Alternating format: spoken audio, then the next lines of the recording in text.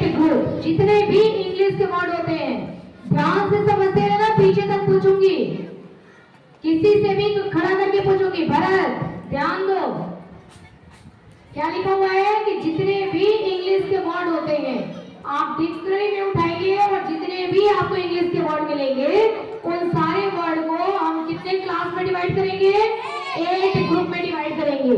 मान लो कि आपके पास बहुत सारा इंग्लिश का वर्ड है, ठीक है, तो हम क्या करेंगे, उसको उस पूरे वर्ड को हम क्या करते हैं 1 2 3 इस तरीके से ना क्लास बने हुए हैं, ठीक है।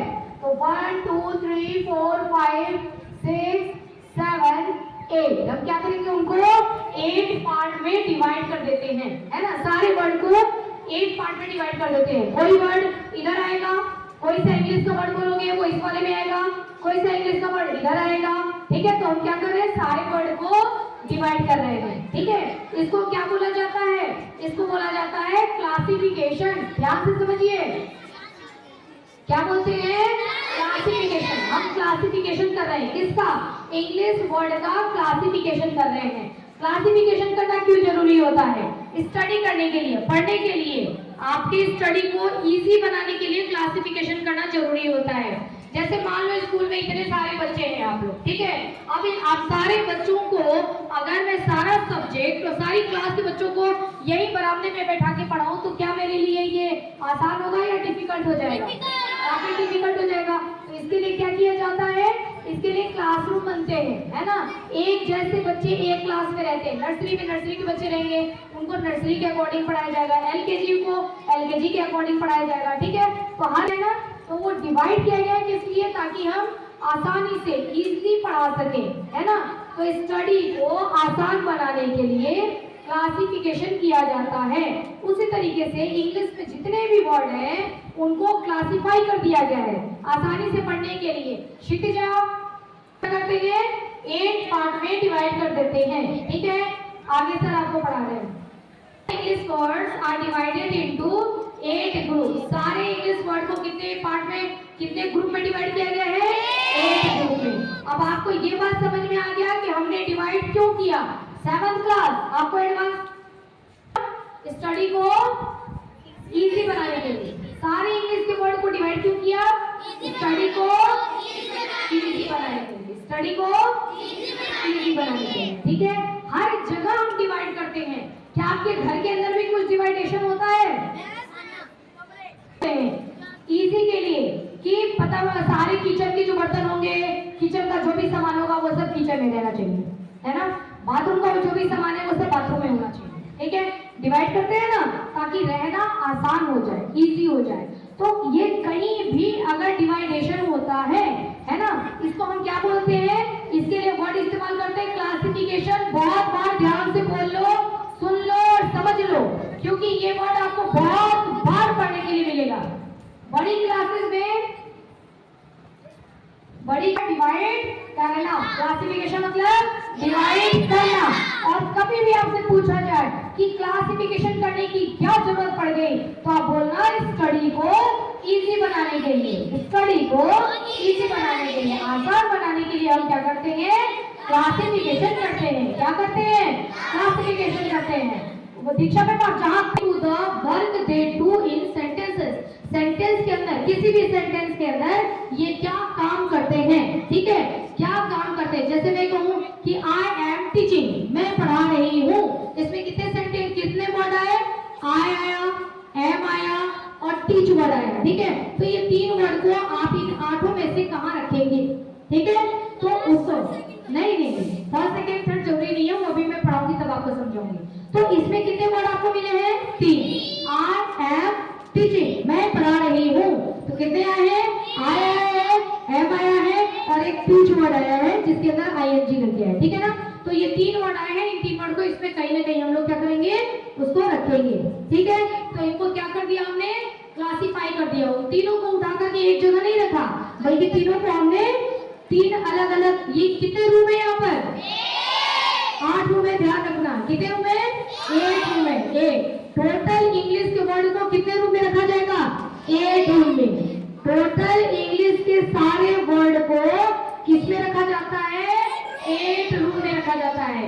किसी को बोलेंगे कि तुम जाओ रूम नंबर 1 में, किसी को बोलेंगे तुम जाओ रूम नंबर 11 में, है ना। कोई सामान उठाएंगे उसको बोलेंगे रूम नंबर 7 में जाओ, किसी को बोलेंगे रूम नंबर 14 में जाओ। समझ गए?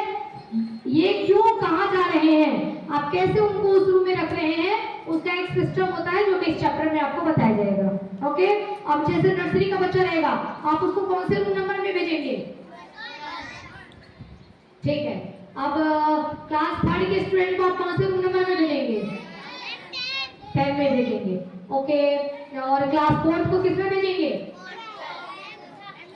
रूम नंबर हाँ, कौन से रूम नंबर में भेजोगे? 3। 10th क्लास कहाँ है? क्लास रूम नंबर ये 3। ठीक है, तो आप इस तरीके से भेज रहे हैं ना, उसी तरीके से इंग्लिश वर्ड को भी भेजेंगे। जैसे हाँ, सारे इंग्लिश के वर्ड को क्लासिफाई कर देते हैं, उसका क्लासिफिकेशन कर देते हैं। मतलब बहुत सारे इंग्लिश के वर्ड ग्राउंड में बैठे हुए हैं और उनको हमने भेजा कि तुम रूम नंबर इसमें जाओ, तुम रूम नंबर 2 में जाओ, तुम रूम नंबर 3 में जाओ, तुम 7 में जाओ, तुम 8 में जाओ। अपने पास टोटल कितने रूम नंबर है? 8 रूम नंबर है हमारे पास, और टोटल जितने इंग्लिश के वर्ड है पूरे ग्राउंड में बैठे हुए हैं, और एक एक को उधर भेजते भेजते आपने पूरे 8 को भर दिया, है ना। सारे ये 8 कमरे जो थे वो क्या हो गए? फुल हो गए। तो आपने क्या कर दिया? सबको, सारे इंग्लिश के वर्ड को का क्लासिफिकेशन कर दिया। अब इससे क्या फायदा है आपको? स्टडी इजी हो जाएगा, स्टडी इजी हो जाएगा। ठीक है, अब हम पढ़ेंगे कि हम कौन कौन से वो है ना, जिसमें हम इनको डिवाइड करते हैं। डिवाइड जो करेंगे ना उसको बोलेंगे क्या? उसको बोलेंगे पार्ट्स ऑफ स्पीच। क्या बोलेंगे? स्पीच बोलने के लिए आपको जितने इंग्लिश वर्ड की जरूरत पड़ती है उनको कई पार्ट में हमने क्या कर दिया? डिवाइड कर दिया। तो क्या बोलेंगे इसको? Parts of speech. क्या बोलेंगे? क्या बोलेंगे? Parts of speech. देखो आपके बुक में लिखा हुआ है, लिखा है ना, चैप्टर का नाम ही यही है। तो क्या बोलेंगे? Parts of speech. क्या बोलेंगे? Parts of speech. क्या बोलेंगे? Parts of speech. Okay, done. अब सारे पार्ट्स ऑफ स्पीच, ये 8 रूम के नाम आपको याद करने हैं। स्टार्ट करें, चलो बोलो। नाउन, प्रोनाउन, अपने बुक पर रखो फिंगर और देखो 8 रूम के क्या नाम है, नाम याद करिए। Noun, pronoun, adjective, verb, adverb, preposition, conjunction, interjection. ठीक है, वापस बोलिए। Noun, pronoun, adjective, verb, adverb, preposition, conjunction, interjection. आप फिंगर रख करके पढ़िए, इससे क्या होगा? आपको स्पेलिंग याद होगा। चलिए बोलिए। Noun, pronoun, adjective, verb, adverb, preposition, conjunction, interjection. वापस। Noun, pronoun, adjective, verb, adverb, preposition, conjunction, interjection. चलो बोलो। नाउन, प्रोनाउन, एक साथ बोलना, एक साथ।